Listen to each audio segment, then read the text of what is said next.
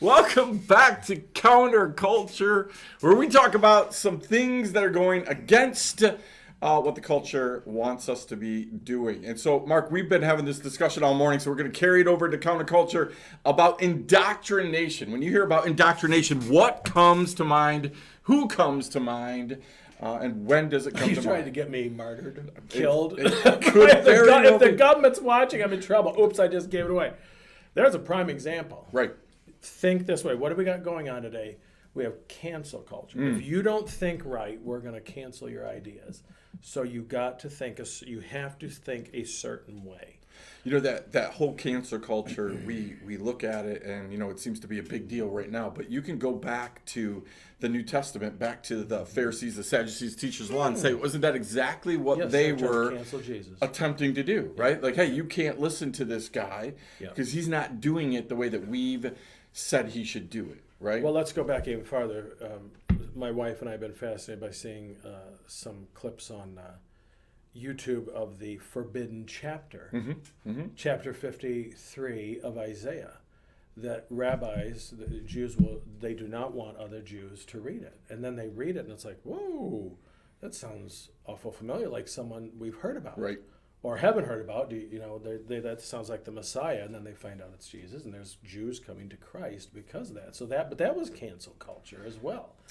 And I've always felt like the church has had a corner on that market. Anyway, how many people got burned at the stake because of, well, you don't have Martin Luther. Here I stand.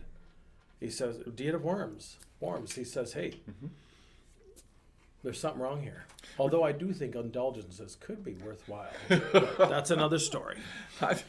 You look at this. Joking. This whole idea of, you know, people needing other people to think like they think, right? For affirmation, for approval, for all kinds. I need to know that you're thinking the way that I do, that it matches up with me, right? So when we hear the word indoctrination, though, where do you think that fits into our church culture?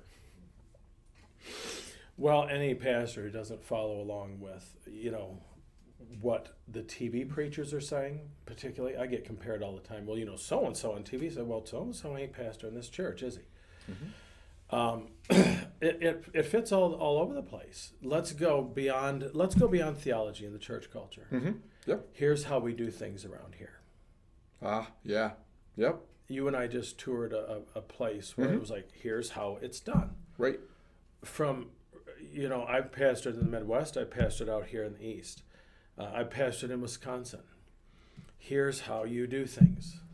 I had someone in my church, every church I've been to, said, well, of course, you're going to want to do this, right, Pastor? And I'm like, no, not necessarily. I don't know how I'm going to do that yet, you know. It's the same thing with funerals. Funerals are done differently in all parts of the country. And so, you know, in one sense, indoctrination is not a bad thing. In the essentials of our faith, in the essentials of our faith, the creedal statements, those are doctrines that we should be indoctrinated. We should understand who is Jesus. You know, when we examine people for ordination, we have them go through a series of things. I remember one time we had a person. The question was, there was a first year. Tell us who Jesus is. And they said, it was crickets. I think they were like, what is the right answer? They just got hung up on that. They had the right answer. But I mean, it took them a while to get there. But it's like, you know, he's my friend. No, that isn't where you start with that. You know, you need to, so there are some basic things that we just need to understand that do need to be indoctrinated, that we need to teach. And then there's other things that we need to really say, wait a minute here, I need to think this through a little bit. Do you think that indoctrination comes often because we're looking for the right answer? That we're so worried that there's a right answer out there and that we're not going to find it, that indoctrination helps people get to it? Right? Like, hey, just get in this rut, follow it, you'll get to the right answer. Yeah. Where really, when we talk about going countercultural, we're talking about thinking through things, right? Getting to the right answer, but you might meander around a little bit to get there. Exactly. And if we go back, let's go back to the Hebrew way, the Jewish way, the rabbis would ask questions. And one question would lead to another question. And they were okay with that. Right. And one of the things I think modernity, and this is where people go, oh, the emergent movement, that's so bad, that's so bad. It can be. Mm-hmm. But the emergent movement is going back to the early church fathers who were trying to figure out this Christianity thing. Yeah. And we dismiss them because, well, they're that stupid Pelagian. You know, they learned what their heresies were, but they, okay, well, yeah, that doesn't work, so we better let. All of a sudden, that didn't pan out. So well, I need to rethink that. Mm-hmm. That is the beautiful thing about studying and looking at it and saying, wait a minute here, I never thought about that. Right. One little word. A friend of mine just brought up something about Goliath the other day, David and Goliath, that I'd never seen it, but it was a beautiful thing, but it did. And because there is stuff that we don't think, when we read New Testament, we don't think Hebraically. Right. Because it was a Jewish culture. Mm-hmm. We don't think, no, he was in Jamestown, New York, Faulkner, New York, whatever. That's who Paul was writing to. No, Yeah. he wasn't. He was writing to Jews. He was writing to Gentiles. A totally different culture. Right. So we say, wait a minute, we got to understand that. I think giving people the latitude. It's funny. We were joking around last night in our Bible study about, can you spend a whole Sunday school talking about one word, right? Oh, and you look at that and you say, well, no, you can't do that until you realize that if you're opening it up and you're letting people talk and letting people dig through, and what do you think about it? What have you read about it? And what have you heard about it? And you ought to be able to spend more than a whole Sunday school on one word, right? When you're letting people dig in. And not just what does the word mean, but what does it mean in that context? Take Ephesians, be filled with the Spirit. Mm-hmm. That's not what it means. It says be being filled, if you translate it from the Greek. Right.